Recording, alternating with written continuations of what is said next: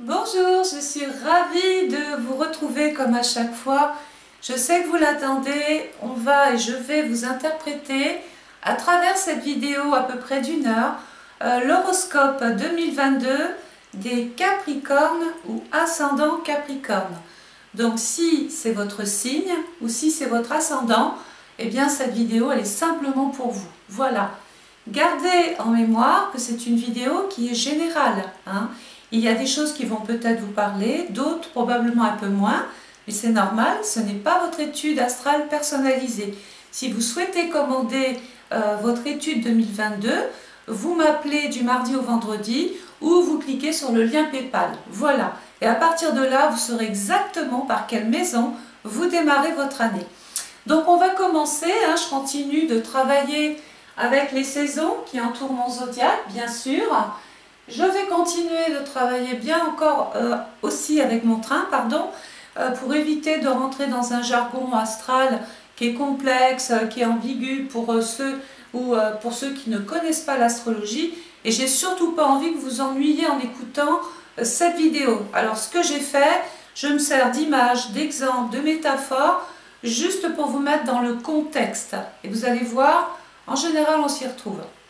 Donc les Capricornes, ascendant Capricorne, vous démarrez votre année avec la maison 5.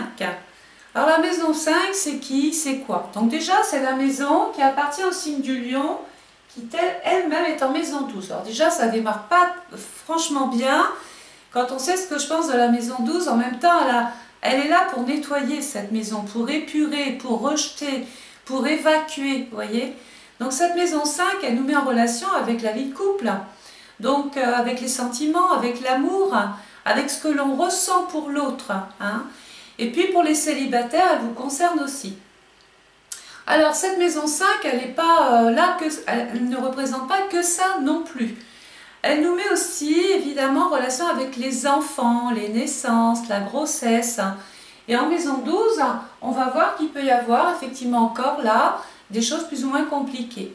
Elle nous représente aussi, cette maison 5, vous avez envie de créer, d'innover, d'entreprendre, vous avez une passion, un hobby, vous avez envie de vous lancer, vous êtes un artiste, eh bien allez-y. Hein, cette année, là pour le coup, c'est vraiment une année où on peut exprimer ses talents, exprimer ce que l'on possède en soi.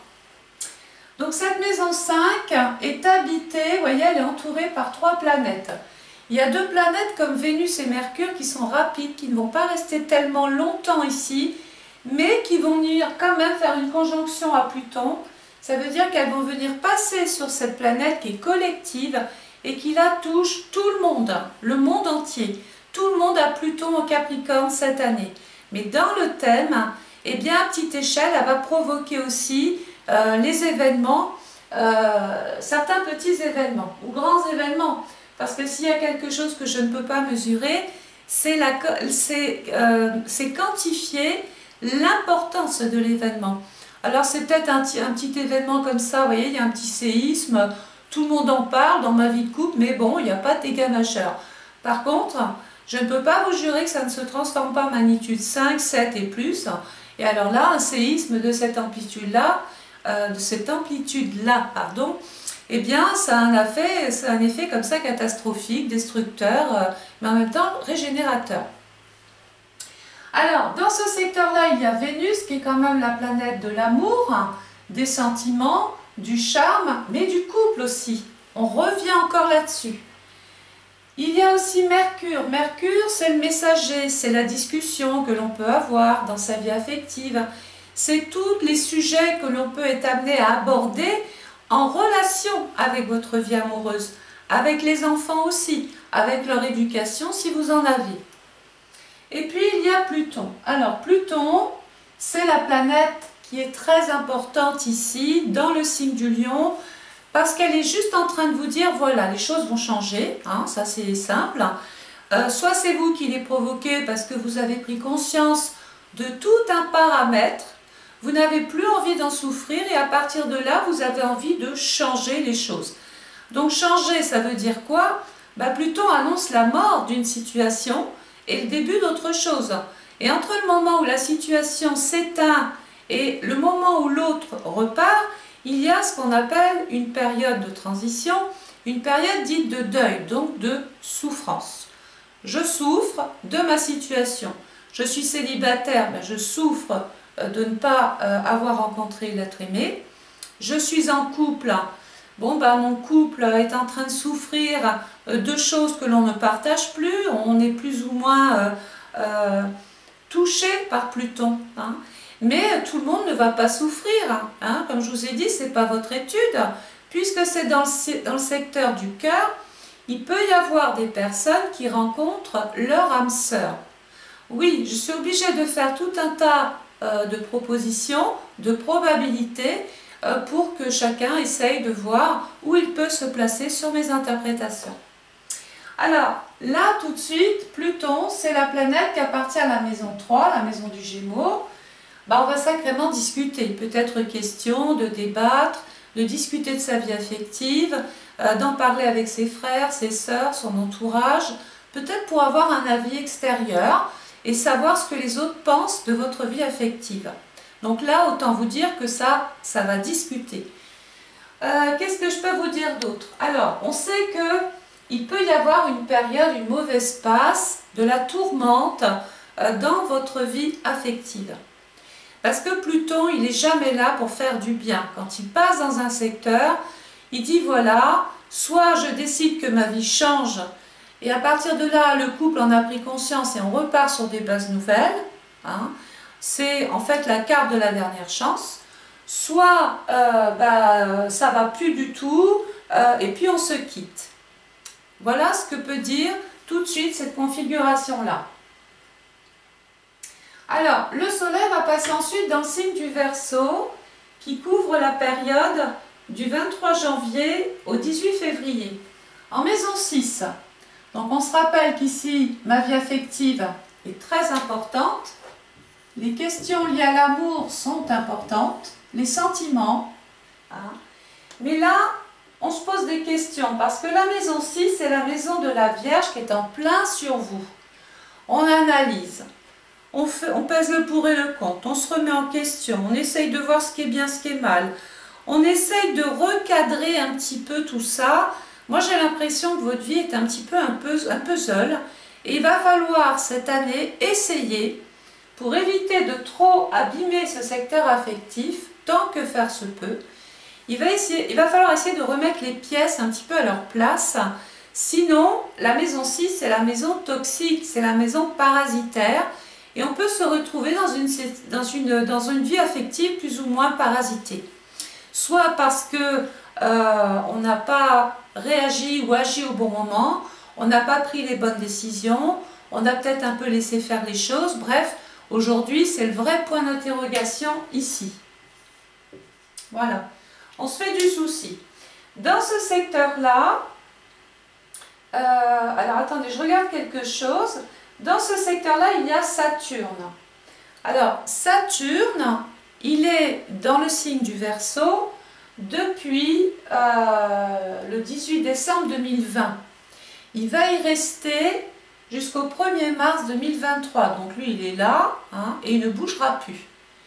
Qui est Saturne? Alors, sous ses bons jours en période directe, il nous dit qu'effectivement, avec le temps, parce que c'est une planète qui ne va jamais vite, mais avec le temps, on peut comprendre davantage sa situation. On va essayer de prendre du recul, de réfléchir, de patienter, de peut-être encore se mettre à l'épreuve pour voir si tout est terminé, si tout est gâché, ou au contraire, si tout peut repartir. Hein. Donc je pense qu'il faut vous laisser un temps pour réfléchir sur ce qui ne va pas, maison 6. Sur tout ce qui parasite en fait votre vie de couple. Et puis Saturne, dans ces périodes dites rétrogrades, bon ben là il intensifie un petit peu le mal-être. Il dit que on n'est plus bien, on n'est pas épanoui, on n'est plus en osmose, c'est plus forcément l'image qu'on s'était faite ou fait de sa vie affective. Il y a comme l'envie ou la non-envie de faire plus. On laisse aller les choses avec Saturne et puis puisqu'on laisse aller les choses, on va vers quelque chose qui se fige, qui se bloque, qui devient hermétique, on arrive à se croiser sans se parler, On peut ne plus partager les mêmes intérêts en maison 5. On peut ne plus être d'accord sur l'éducation aussi, par exemple, des enfants. Bref, voilà, vous avez compris que cette maison 5 allait être plus ou moins chahutée cette année, en 2022, parce que on a peut-être fait le tour de la situation, on ne voit pas comment sortir de cette impasse qu'est Saturne, et puis il peut y avoir aussi une espèce de laisser-aller, de laxisme, soit de votre part ou de la part de la personne avec qui vous partagez votre vie. Et puis ça, ça vous ennuie, vous voudriez que les choses bougent plus en termes d'initiative, de choix, de décision, mais voilà, ça ne se fait pas. On va aussi faire attention à sa santé, hein, parce que Saturne, c'est l'ossature, c'est les blocages, c'est les rhumatismes, c'est l'arthrose, l'arthrite, c'est les vieilles douleurs. Sur le plan, alors la maison 6, c'est aussi une maison, puisqu'on parlait tout à l'heure de création, de nouveaux rôles, peut-être même à jouer dans la société ou dans votre vie professionnelle. Eh bien, Saturne va venir consolider des projets. Donc ça peut donner dans le temps des occasions, des ouvertures, des contacts intéressants. On peut éventuellement intégrer un nouveau groupe, une nouvelle équipe, prendre position dans une tâche professionnelle. Et tout ce qu'on peut dire ici, c'est que Saturne peut venir vous aider à consolider finalement la partie professionnelle, hein. Alors, je vais vous donner maintenant les périodes dites rétrogrades de Saturne. Rappelez-vous, quand il nous mène la vie dure. Du 5 juin 2022 au 23 octobre 2022, bon, c'est l'impasse, c'est le doute, c'est le questionnement, c'est l'incertitude, c'est peut-être l'envie de faire un break, de faire une pause. Il peut être question aussi d'un éloignement, de la distance par rapport à votre quotidien. Et puis, du 24 novembre 2022 au 8 mars 2023, Saturne repart en marche directe. Donc ça veut dire que là, les choses, on a décidé, on a cogité, on a pensé, on s'est occupé de ce que l'on maîtrisait parfaitement en période rétrograde. Et comme on a fonctionné comme ça, eh bien les résultats vont tomber dans la période directe. Et là, on ne pourra plus changer, les choses vont ensuite aller bon an mal an, comme vous l'avez plus ou moins décidé. Alors attention, hein, bon an mal an, mais c'est jamais unilatéral en astrologie. Il y a ce que vous décidez de faire. Par exemple, je décide de quitter un travail parce que j'estime que j'ai des compétences pour faire autre chose ou pour être épanoui dans un autre domaine. À partir de là, c'est vous qui décidez. Donc, vous maîtrisez la situation. Mais il peut être question, à l'inverse, de personnes qui se séparent de vous. Et à partir de là, eh bien, on peut se retrouver dans une forme de mal-être. On a l'impression qu'on n'existe plus professionnellement. Il peut y avoir un problème d'expérience ou un problème de qualité ou un problème de temps. Bref, en période rétrograde, on va éviter de prendre des décisions trop importantes, surtout par rapport à la carrière. On ne va pas gêner en période directe, mais surtout en période rétrograde, on évite. Alors, le soleil va passer ensuite dans le signe du poisson, qui couvre la période du 19 février au 20 mars. En maison 7. La maison 7, c'est la maison de la balance, qui est elle-même en maison 2, l'argent. Je le mets là parce qu'on va en reparler tout à l'heure. Ça, c'est le porte-monnaie, c'est vos revenus, c'est votre salaire, c'est ce que vous gagnez un petit peu tous les jours en travaillant. La maison 7 va très bien avec la maison 5 qui est très importante puisqu'elle nous met tout de suite en relation avec l'autre, le partenaire ou la personne avec qui l'on vit. Donc, elle nous dit aussi qu'il peut y avoir des démarches quand même relativement très officielles cette année, hein. Il va y avoir des discussions sérieuses, des engagements. On peut signer pour s'engager, par exemple, à travers un contrat, mais on peut aussi se défaire d'une situation. À partir de là, elle nous met en relation avec tout ce qui est légal. La législation, la loi, la réglementation, la justice, bref, toutes les personnes que l'on peut être amené à rencontrer pour justement voir comment on peut régler le contrat, le partage, comment on peut éventuellement régler cette histoire de couple. Pourquoi régler cette histoire de couple? Alors attention, je vous ai dit, c'est pas une voyance et c'est surtout pas le thème de tout le monde. C'est une tendance générale. Retenez bien ça. Il n'y a qu'à travers votre propre thème que je peux définir si vraiment ça va aussi mal que ça. Mais pour l'instant, on n'en est pas là.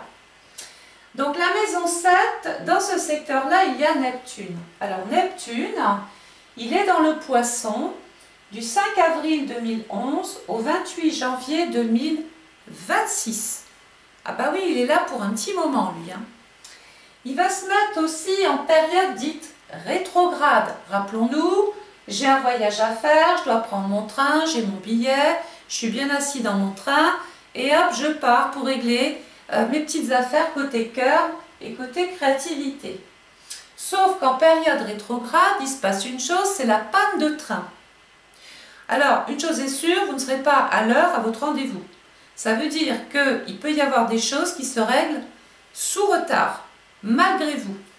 Alors, qu'est-ce qu'on peut faire? Ben, évidemment, on va aller jouer les curieux. Moi, la première, on va aller voir ce qui se passe. Comme si on était à même de pouvoir définir la panne. Donc, ça veut dire quoi? Ben, qu'on va moins s'occuper justement de choses que l'on ne maîtrise pas, qui nous échappent. On va plus mettre ce temps à profit, on va remonter dans son train, on va s'asseoir, puis on va bien réfléchir sur les tenants, les aboutissants, sur le sens et sur le pourquoi vous faisiez ce voyage. Est-ce que vraiment j'ai envie d'aller au bout de mes initiatives? Oui ou non?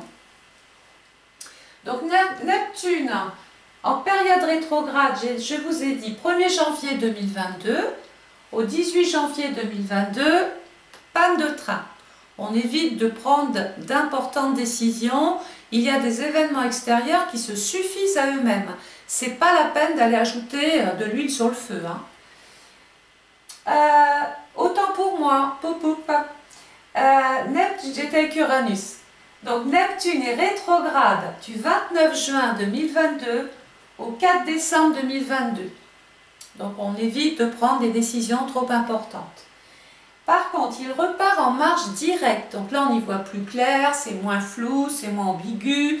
C'est un petit peu comme si on avait la réponse à nos problèmes du 5 décembre 2022 au 30 juin 2023. Qu'est-ce que va faire Neptune dans la maison de la Balance? Alors cette planète, qui est une planète d'eau, tombe dans une maison d'air.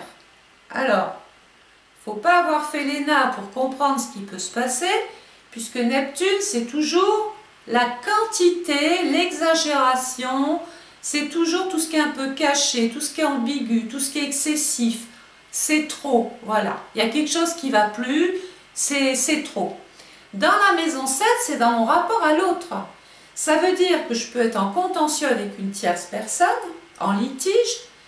Je peux être vraiment très mal dans mon couple parce qu'il y a des choses que je ne maîtrise pas, je pressens des choses, mais j'arrive pas vraiment à déterminer si c'est vrai. Quelquefois, on peut même se faire des films sur l'autre. On peut imaginer des choses qui peut-être existent, mais que vous dramatisez. Et à partir de là, ça peut venir entacher le rapport dans la relation et venir avoir, ça peut créer un impact sur votre vie de couple. Maintenant, Neptune, c'est un petit peu, comment je peux l'appeler celui-là? C'est un peu la planète qui vient nous jouer des tours. Effectivement, dans le rapport à l'autre, il peut y avoir des doutes, des questionnements, de l'exagération, une forme d'addiction, une dépendance à l'autre. Donc si c'est une dépendance, est-ce que c'est de l'amour? Il faut vraiment se poser la question. Maintenant, il peut aussi vous manipuler. Il peut bien savoir jouer avec vous aussi. Bref, vous avez compris qu'on peut avoir en face une personne qui est excessive, qui est possessive, qui est jalouse, qu'en fait un peu trop comme ça, et puis ça vous joue un petit peu sur les nerfs. Voilà.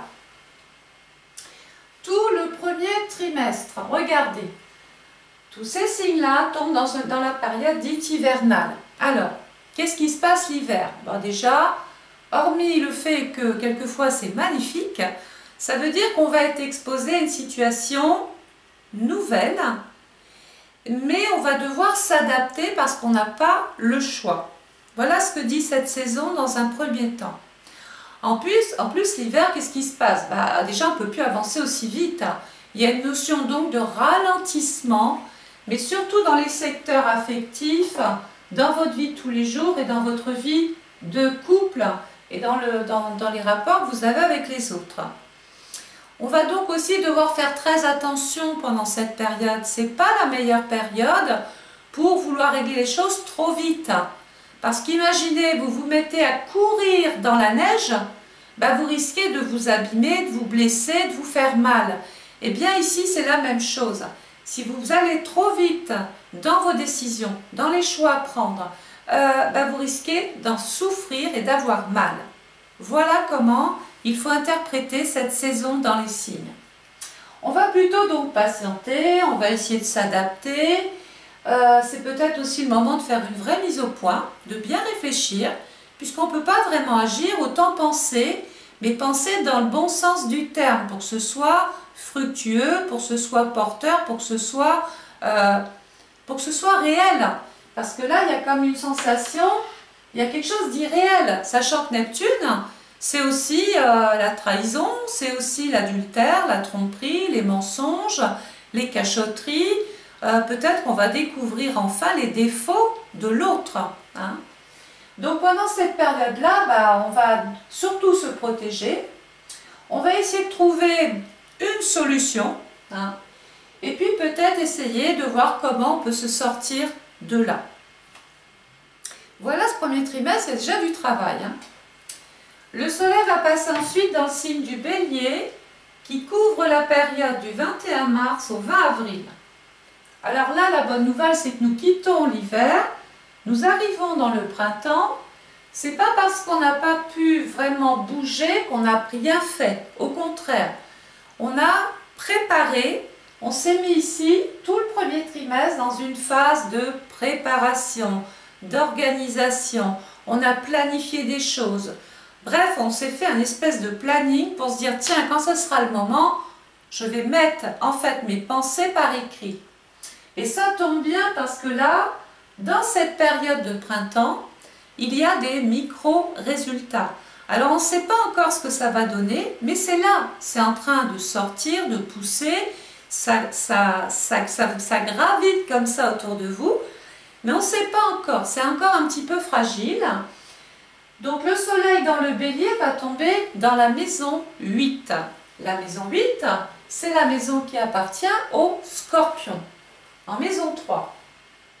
Alors, est-ce que Pluton s'entend bien avec le bélier? Oui, il n'y a pas de problème. Mais regardez là où je vais revenir, et là où c'est très important. L'importance de la maison qui ouvre votre année. Vraiment, je vous invite à faire monter votre étude pour au moins savoir où vous allez cette année, pour éviter de vous disperser. Pluton, regardez, c'est la planète qui appartient. La maison 8, pardon, c'est la maison qui appartient à Pluton. Et je reviens là. La maison 8, c'est aussi la maison du Scorpion en maison 3. Donc il peut y avoir ici, sur un plan événementiel, et ce n'est pas général, attention, ce n'est pas votre étude, mais il peut y avoir, par exemple, un problème de santé pour un frère ou une sœur, ou pour quelqu'un qui vous est très proche. Voilà. La maison 8, c'est la maison de votre conscience. Dans un premier temps, j'ai pris conscience de plein de choses, je peux faire enfin, maintenant, la part des choses. Et je peux peut-être changer le cours des choses. Pluton, c'est aussi la planète de la sexualité. La maison 8, décidément, c'est la maison de la sexualité. Alors, soit on a des petits soucis de ce côté-là, à partir de là, évidemment, on consulte, Il peut y avoir aussi pour les femmes des problèmes beaucoup plus, on va dire, marqués de type infectieux. Donc c'est peut-être le moment de faire des contrôles au niveau des ovaires, de l'utérus, éventuellement faire une mammographie cette année juste pour s'assurer que tout va bien. Attention. La maison 8, donc c'est la santé, Jupiter c'est le médecin et Chiron c'est le docteur. Donc il y a quand même un rapport ici avec votre santé ou la santé de quelqu'un autour de vous. Mais ça peut être simplement sur la conscience quelqu'un qui vous rend malade, hein, psychologiquement. On est attaqué psychologiquement. On n'arrive plus à sortir de cette emprise, on n'arrive plus à sortir de cette situation parce qu'on est convaincu d'être peut-être la raison du problème. Donc peut-être qu'il faut consulter, parce que la maison 8, c'est la maison de la psychologie. Donc si vous êtes dans une phase de faiblesse et que vous sentez que vous supportez des choses qu'on n'a pas à supporter, vous avez peut-être besoin d'aller évacuer tout ça et d'en discuter. La maison 8, c'est aussi la maison des caisses de l'État, c'est aussi vos droits, votre statut qui peut cette année être amené à changer. Pourquoi? Parce que dans le bélier, sur le plan professionnel, dans vos affaires, dans vos avoirs, il peut y avoir d'importantes initiatives qui vont être prises. Et à partir de là, on peut avoir un rapport aussi avec les banques. Hein, rencontrer aussi son banquier, parce qu'il peut y avoir ici, donc on fera attention justement hein, cette année à l'argent, ne brûlez pas ce qui ne rentre pas, faites attention si vous devez vous porter caution, si vous prêtez de l'argent, si vous devez faire un crédit, soyez sûr de l'autre ou des personnes qui ont peut-être promis qu'elles seraient là, puis tout d'un coup vous vous retrouvez un petit peu prise au piège. Faites attention financièrement parce que Neptune se joue de l'autre. Il n'y voit qu'un intérêt financier. Bien souvent, la personne qui est là, elle est là par intérêt. Et donc, ça on ne le voit pas tout de suite. Hein. Donc la maison 8 nous dit qu'on va avoir une situation sociale, professionnelle qui va donc par contre évoluer, progresser, prendre de l'essor. Jupiter c'est l'argent. On aime voir Jupiter dans un thème chaque année parce que là où se trouve la planète, elle vient bonifier le secteur qu'elle occupe. Et qu'est-ce qu'elle va augmenter? Vos finances, vos affaires, vos engagements, vos droits. Il peut y avoir des allocations, des pensions, des rentes. Il peut être question d'une succession, d'un héritage, d'un legs, d'une donation, d'un testament. Bref, on sait qu'ici il peut même y avoir des transactions juteuses et intéressantes qui vont être faites. On peut être amené à vendre quelque chose. Ce peut être une maison, bref, on peut vendre ici. Surtout que c'est la maison des transactions, donc si vous êtes dans la vente ou dans le commerce, il peut y avoir en 2022, deuxième trimestre, des ventes fructueuses qui peuvent faire évoluer votre situation financière. Donc, alors, autre chose, la planète qui appartient au Bélier, c'est Mars dans le Sagittaire qui lui-même se trouve en maison 4.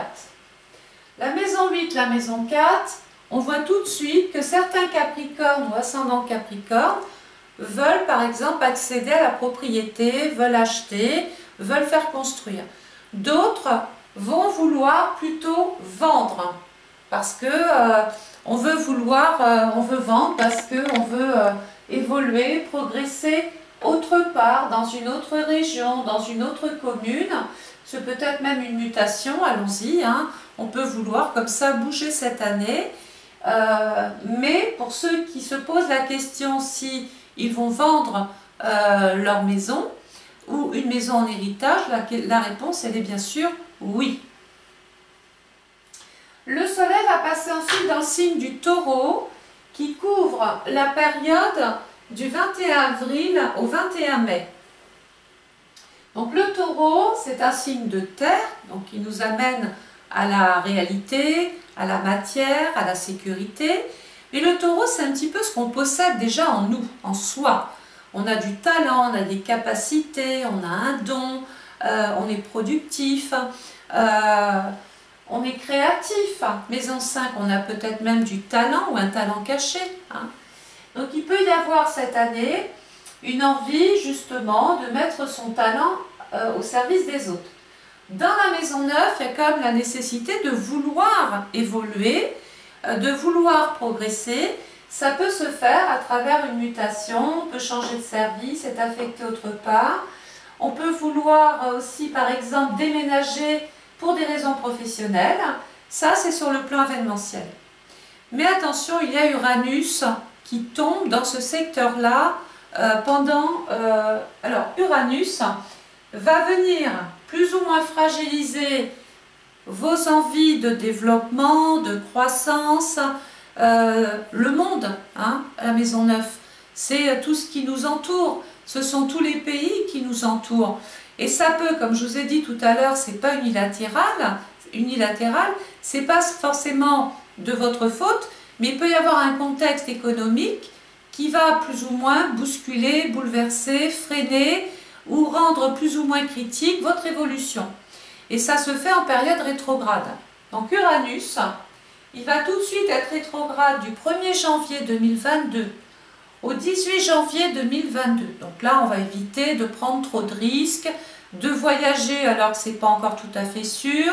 Ne prenez pas trop de risques. Par contre, du 19 janvier 2022 au 24 août 2022, Uranus, il ouvre les portes. Il donne des opportunités, des occasions. Il nous permet finalement de découvrir de nouvelles possibilités, de nouvelles technologies, de nouvelles personnes. On va à la rencontre de personnes qui peuvent vous faire évoluer, qui peuvent vous faire grandir, mais qui peuvent aussi vous aider à pousser ce pourquoi vous êtes fait. Hein. Donc si vous avez par exemple envie d'être muté, je parle là-dessus, hein, ou de progresser autrement à travers une formation, un stage, ou je ne sais pas trop quoi d'autre. Si vous avez envie ici par exemple oui, de progresser autrement autre part, eh bien on va le faire dans la période directe de Uranus. On va éviter de tenter le diable en période rétrograde. Pourquoi? Parce que du 25 août 2022 au 22 janvier 2023, Uranus nous secoue encore. Il secoue ce secteur-là et il nous rend plus ou moins, enfin il nous fait faire des voyages plus ou moins chaotiques. Bien souvent la situation, parce qu'Uranus c'est toujours l'inattendu, c'est toujours soudain, c'est jamais programmé. Donc ça veut dire que si vous décidez de vouloir faire un voyage pendant cette période-là, la période rétrograde d'Uranus, vous prenez simplement un petit risque. Un risque que les conditions climatiques ou techniques ou humaines ne se passent pas forcément très bien. Il peut y avoir une période de crise, une période de manifestation, il peut y avoir des retards quant à vos vols, votre destination est perturbée. Voilà, peut-être le climat aussi qui perturbe certains voyages. Donc on va préférer partir bien sûr du 19 janvier au 24 août et puis pour le reste de l'année, vraiment on s'assure que les choses sont possibles, hein, on ne prend pas de risque. Surtout que la planète, regardez, qui appartient au Taureau, regardez où je reviens, c'est Vénus. Alors peut-être qu'on avait décidé de faire un voyage de noces ou de partir faire un voyage pour redonner un petit peu de l'énergie à son couple. Mais si on part en période rétrograde, on peut revenir plus mal que quand on est parti. Donc on fait vraiment très attention ici. Le soleil va passer ensuite dans le signe du Gémeaux en maison 10. La maison 10, regardez, c'est la maison du Capricorne. Ma profession, ma vocation, ce pourquoi je suis faite. Hein. La maison 10, c'est je vais enfin pouvoir ici me réaliser, m'accomplir. Je vais pouvoir œuvrer pour ma carrière, je vais pouvoir m'investir. Je vais vraiment pouvoir là communiquer, dialoguer, démarcher, peut-être même vendre encore, puisque le Gémeaux, c'est le signe du commerce. Donc si vous avez un métier qui est en relation avec la vente, eh bien pendant la période Gémeaux, du 22 mai au 21 juin, ce peut être vraiment une période idéale pour vous. La planète qui appartient à la maison 10, regardez où je vais revenir, hein. C'est Saturne. Tout à l'heure, ici en période hivernale, on s'est posé, on s'est remis en question. Avec Saturne, on a été bloqué, on a été figé, on a été contraint, on a été plus ou moins obligé de freiner certains projets. Voilà, on s'est mis de côté, on s'est peut-être oublié par soumission, par amour, parce que votre santé ne vous permettait plus, bon ben voilà, d'apporter l'énergie qu'il fallait. Bon ben là, ça va être possible. On va pouvoir enfin reprendre contact avec votre entourage. On peut démarrer une formation, faire un stage, passer un concours. On peut apprendre, peaufiner ses connaissances. Bref, vous avez compris que là, on était dans une ouverture dans la communication. Le soleil va passer ensuite dans le signe du Cancer en maison 11. Donc le Cancer couvre la période du 22 juin au 22 juillet. La maison 11, donc là nous tombons dans l'été. Hein. Rappelons-nous qu'ici il y avait des micro-résultats. Et là on est dans les résultats. Donc c'est bon, c'est pas bon, mais au moins on sait. Allez, on va en mettre plusieurs. Alors, on a des résultats qui tombent. La maison 11, c'est la maison de l'espoir. C'est la maison des opportunités, des occasions, des groupes, des équipes, des technologies modernes. On peut se servir davantage justement des ordinateurs, pourquoi pas, des réseaux sociaux. Il peut être question aussi, que l'amitié ou de nouvelles amitiés sortent dans votre vie. On peut faire aussi une retrouvaille, retrouver quelqu'un du passé. Hein. D'autres vont avoir un projet immobilier, un projet de maison, un projet de logement. Certains Capricornes vont devoir aider une personne de leur famille. Elle va avoir besoin d'aide, de soutien, de réconfort, simplement de votre présence. La planète qui appartient, regardez, à la maison 11, c'est Saturne, qui nous parlait déjà tout à l'heure d'un problème de santé pour une personne autour de vous. C'est peut-être ça qui vous bloque et qui vous pénalise et qui vous empêche d'être sur tous les fronts. Donc vous avez priorisé finalement le contexte familial et vous vous êtes dit le travail, bon je verrai après. Et la deuxième planète qui appartient à la maison 11, c'est Uranus en maison 9. Donc là, il peut y avoir un projet en famille ou un projet de maison sur une autre région, un autre département ou vers l'étranger. Sauf qu'attention, rappelons-nous tout à l'heure, Uranus peut venir perturber ces plans-là. Le soleil va passer dans le signe du Lion en maison 12. Alors, la période du Lion, c'est 23 juillet, 22 août en maison 12. Et là, ça va donner raison à ce que je vous disais d'emblée tout à l'heure. La maison 12, c'est la maison du Poisson, où on retrouvait tout à l'heure la trahison. On est un petit peu dans quelque chose d'irréel, on ne comprend pas trop ce qui se passe, on a des soupçons, des doutes, on se dit mais c'est pas possible que je pense quelque chose comme ça. En fait, vous avez la réponse au fond de vous, votre instinct vous parle, mais la raison vient étouffer ce que vous pressentez.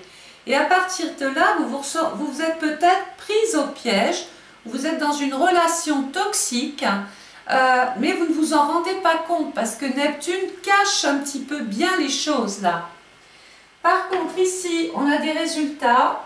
La maison 12 est en souffrance dans le cœur. Ça veut dire que le lion, regardez, le lion c'est le signe qui appartient à la maison 5 qui nous prévenait d'emblée que côté cœur, il y allait y avoir de la tourmente. Donc, la maison 12 c'est je m'isole, je fais le point parce qu'il y a quelque chose qui ne va pas du tout.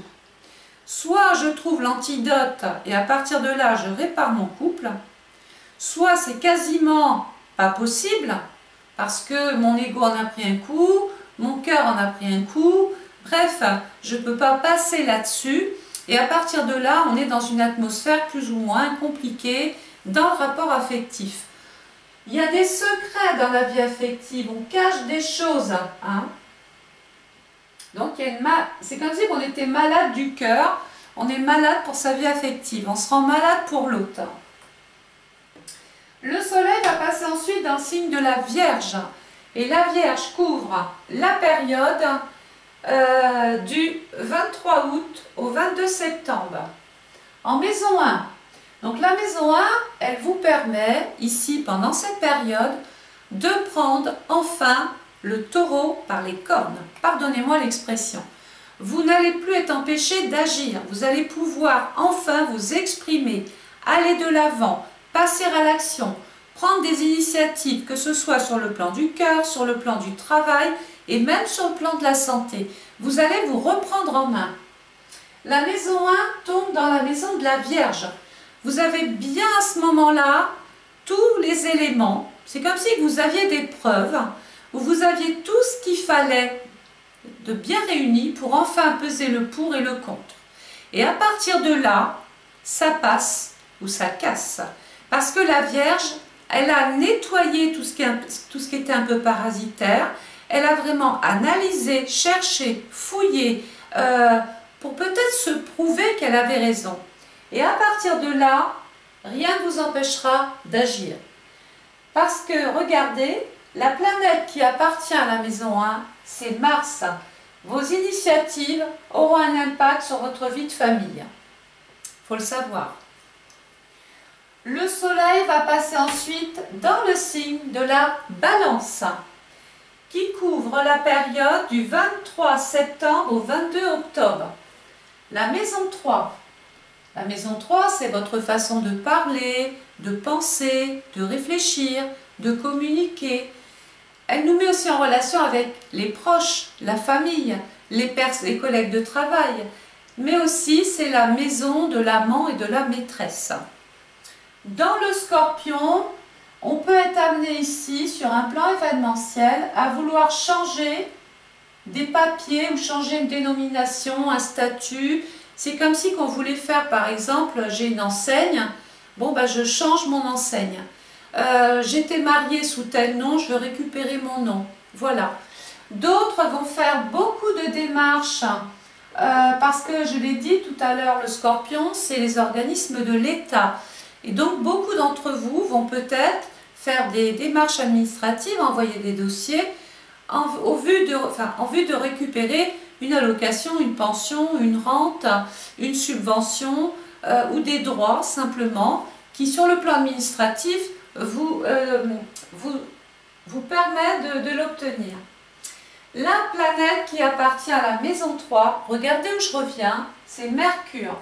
Bon ben moi je pense qu'on va quand même grandement régler peut-être même ses comptes. On avait peut-être des comptes joints, des comptes communs. Bon ben on va changer un petit peu tout ça. On fait mourir une partie administrative pour déclarer autre chose. Voilà. D'autres vont peut-être aussi en termes de société, d'entreprise, faire tout un tas de démarches pour peut-être déclarer une nouvelle situation. On peut vouloir créer, entreprendre, on se déclare. Mais c'est peut-être aussi la dissolution, parce que le Scorpion, c'est aussi, je vous ai dit tout à l'heure, c'est un signe qui nous met en relation avec les banques. Donc certains d'entre vous peuvent aller discuter avec leur banquier au vu d'obtenir un prêt, un crédit. À partir de là, ça peut très bien se passer aussi. Mais attention, parce que le Scorpion, c'est aussi un secteur qui nous parle des dettes, des choses que l'on peut devoir. Et donc, peut-être que certains d'entre vous vont devoir faire certaines démarches pour ne pas plus être inquiétés. Le Soleil va passer dans le signe du Sagittaire. Ouvre la période du 23 novembre au 21 décembre. En maison 4. La maison 4, c'est votre histoire, votre vécu, votre passé, votre enfance qui a des répercussions dans votre vie d'homme ou de femme. La maison 4, c'est les parents, les grands-parents, c'est la famille. Mais c'est aussi votre lieu de vie, c'est là où vous habitez, c'est la maison. Donc dans le Sagittaire, il peut y avoir soit l'envie d'agrandir sa maison, soit avoir envie de déménager, hein, c'est possible aussi. Pourquoi? Dans le Sagittaire, on peut avoir envie d'habiter, je ne sais pas moi, sous les cocotiers, sur l'étranger, vers le lointain, ou dans une nouvelle région, dans un nouveau secteur. Dans ce secteur-là, il y a Mars. Est-ce que Mars s'entend bien avec la maison 4? Et là, je peux vous dire que pas du tout. On dit que Mars est en chute dans le signe du Cancer. La maison 4, c'est ma sécurité, c'est ma maison, c'est là où je suis bien. Et Mars, c'est l'agitateur, c'est celui qui vient semer le trouble chez vous. Ça veut dire qu'il peut y avoir fin d'année des choses à régler avec la famille. Peut-être pour une histoire de partage, de legs, de donation, de succession, de propriété. On peut contester le fait que vous deviez partir aussi. Donc ça implique qu'il y ait des tensions, des conflits, des disputes avec certaines personnes de la famille. Voilà, donc dans ce secteur-là, j'ai à peu près tout dit. Par contre, là où je n'ai pas encore fini, c'est que la planète, regardez, qui appartient au Sagittaire, c'est Jupiter. Je pense qu'il va y avoir une vente, quelque chose va être vendu sur le plan immobilier, mais à partir de là, ça peut par exemple semer des désaccords. Par exemple, je suis un couple, je décide de vendre la maison de mes parents, et puis j'ai tous les frères et sœurs qui me tombent dessus. À partir de là, on peut même rentrer dans l'indivision, dans la complication, bref. Mars ne vous permet pas de vous entendre pendant cette période, en tout cas, hein, pendant la période Sagittaire, du 23 novembre au 21 décembre, on va éviter d'aborder des discussions justement autour de la maison ou du patrimoine ou de ce qui vous revient. Après, est-ce que Mars s'entend bien avec le Sagittaire? Oui. Donc il peut être question justement de commencer à faire des démarches, mais sans pour autant vouloir tout de suite foncer, agir vite, par précipitation. Moi je vous invite simplement à agir tout doucement, ne prenez pas trop de risques. Alors il y a quelque chose que j'ai oublié de vous dire, c'est que Pluton, lui aussi, tout à l'heure je vous ai dit, sous ses bons aspects, il peut changer favorablement votre vie amoureuse, votre situation sociale et professionnelle, mais quand il est rétrograde, il peut venir apporter une dose de souffrance ou une dose de changement subi ou quelque chose qui ne vous convient pas. Alors, Pluton est rétrograde du 30 avril 2022 au 7 octobre 2022. Donc là, on va éviter, surtout au premier trimestre et surtout pendant ces périodes-là, de vouloir prendre des décisions trop importantes. Vous engageriez des choses trop importantes dans les décisions que vous prendriez. Vous auriez plus à perdre qu'à gagner. Par contre, à partir du 8 octobre 2022, si vous avez envie de changer quoi que ce soit dans votre vie affective, ben ça peut être le moment de le faire. Hein. Voilà ce que je peux vous dire d'emblée sur tout ce que je viens de vous interpréter. Je regarde si j'oublie rien. Alors bien sûr, hein, l'automne c'est la période de la récolte, c'est les derniers fruits. Donc autant vous dire qu'il est temps maintenant de régler tout ce qu'il y a à régler. Parce qu'après on va se retrouver dans cette période hivernale avec encore une impossibilité d'agir. Donc dernier trimestre de l'année, n'hésitez pas à engager tout un tas de choses quand même, parce que ça va être possible. Et puis vous allez peut-être même récolter le fruit de votre travail. Voilà les Capricornes, ascendant Capricorne. Je répète, hein, c'est une étude générale qui touche tout le monde, mais pour connaître exactement la maison qui ouvre votre année, parce que c'est peut-être pas forcément la maison 5 hein, pour vous, eh bien vous m'appelez du mardi au vendredi au 06 82 69 07 98 ou vous passez par le lien PayPal qu'il y a en dessous de la vidéo. Vous tapez